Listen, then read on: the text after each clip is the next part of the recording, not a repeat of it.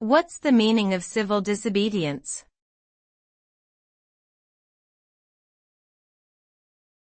Civil disobedience.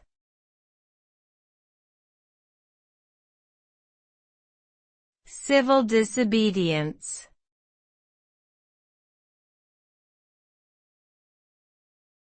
Civil disobedience.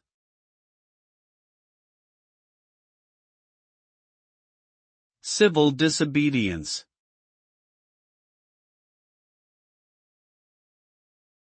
Civil disobedience refers to the deliberate and nonviolent violation of laws or regulations imposed by a government or other authority.